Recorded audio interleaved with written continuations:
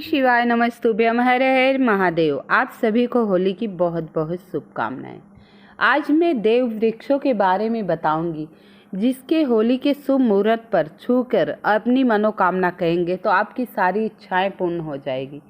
होली पर कुछ विशेष उपाय अपनाने से नौकरी और व्यापार संबंधी सारी बाधाएं दूर हो जाती हैं, सारी समस्याएं दूर हो जाती हैं। ऐसे में कुछ ऐसे उपाय के बारे में बात करेंगे जिनकी मदद से आपके जीवन के नकारात्मक ऊर्जा दूर हो जाएगी और सारे घर में खुशियां ही खुशियां आएंगी। हमारे सनातन धर्म में होली त्यौहार उल्लास और उमंग के साथ मनाया जाता है। इस दिन पूरे देश के लोग एक दूसरे को रंग लगाकर शुभकामनाएं देते हैं। 2 दिन के इस उत्सव के पहले दिन होलिका दहन किया जाता है और अगले दिन रंगों के साथ होली खेली जाती है। इस पर्व में होलिका दहन पहले दिन होता है, दूसरे दिन रंग खेला जाता है। इस वर्ष होलिका दहन 13 मार्च को यानी कि आज है, जबकि रंगों का त्यौहार 14 मार्च कल मनाया जाएगा, शुक्रवार के दिन। कुछ विशेष उपाय अपनाने से नौकरी व्यापार संबंधित समस्याएं दूर होंगी। तो आइए जानते हैं ऐसे उपाय के बारे में जिनकी मदद से हमारे जीवन में सुख समृद्धि शांति आएगी। व्यापार में सफलता के लिए यदि कार्य क्षेत्र में सफलता नहीं मिल रही है तो होलिका दहन के बाद बची हुई राख को ठंडा होने दें।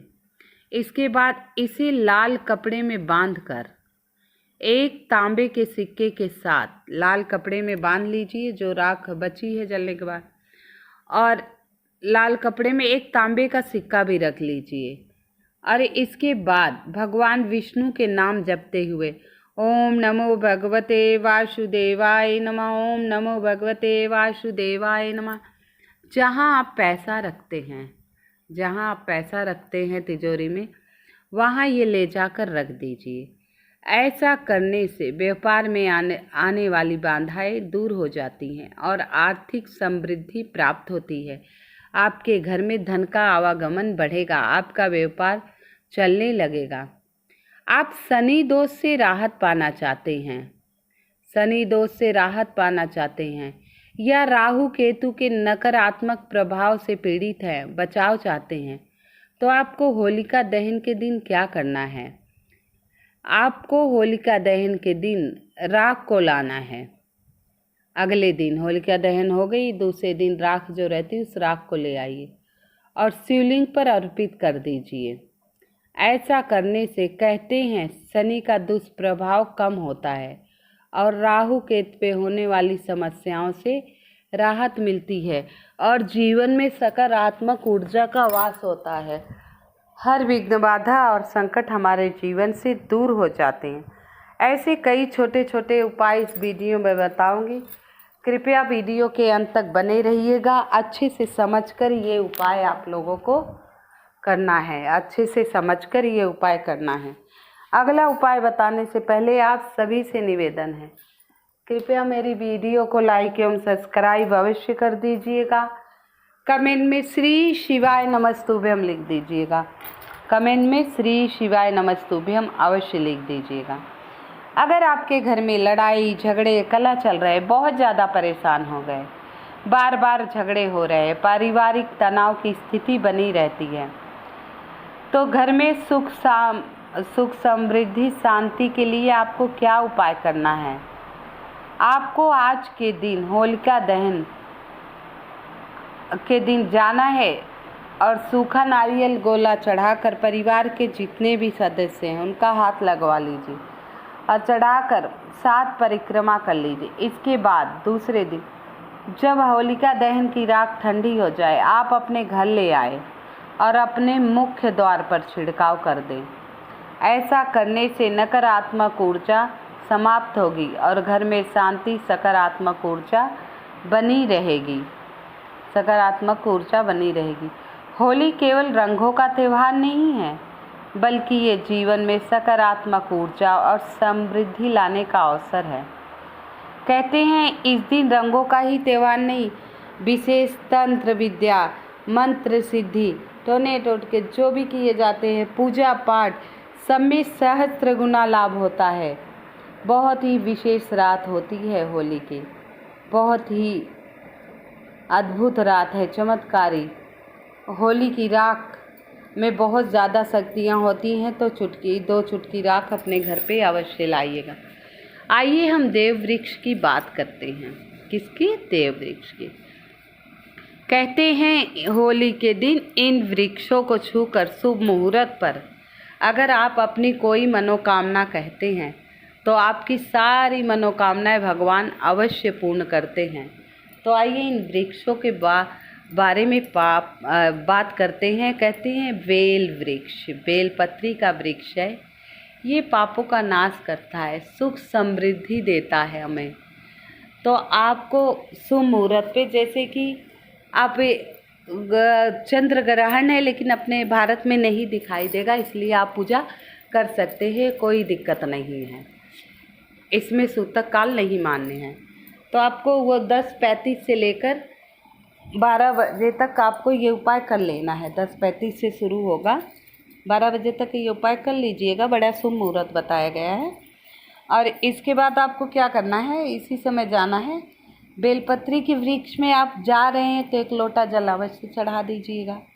आप थोड़ी से मीठा ले जाइए, 2 चावल रख दीजिएगा। इसके बाद बेलपत्री को पेड़ को छूकर मस्तक लगाकर, जो आपकी मनी इच्छा हो, दिली इच्छा हो, मनोकामना हो, या बहुत बड़ी समस्या है, जो भी परेशानी है, कहते हुए आप वृक्ष को कहकर और प्रणाम कर कर चले आइए। पीछे मुड़कर नहीं देखना है, बेल वृक्ष को प्रणाम कीजिए और चले आइए।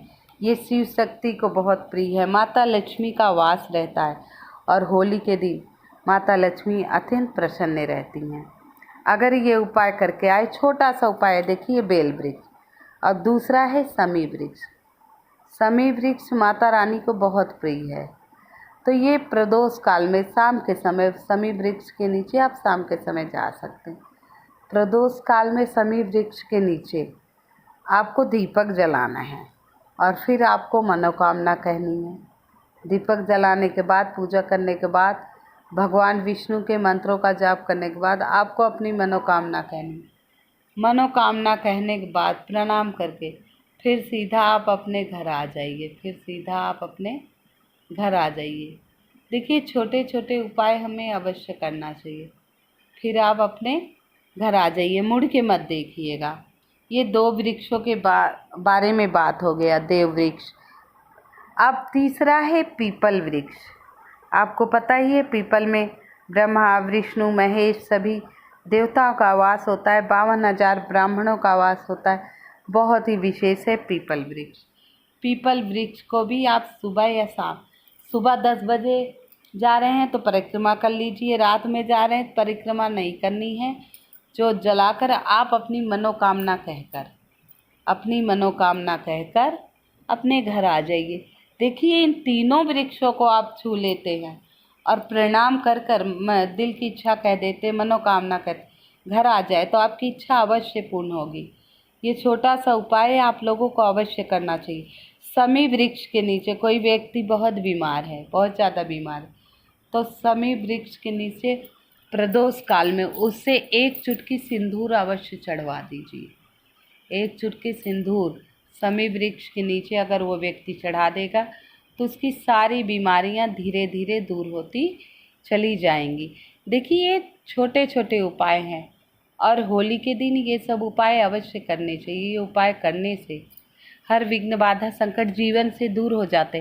पहले के लोगों को देखो, उपाय बताना नहीं पड़ता था, उन्हें ऑलरेडी सब पता रहता था। और बड़े बुजुर्ग हमारे सारे उपाय करते थे।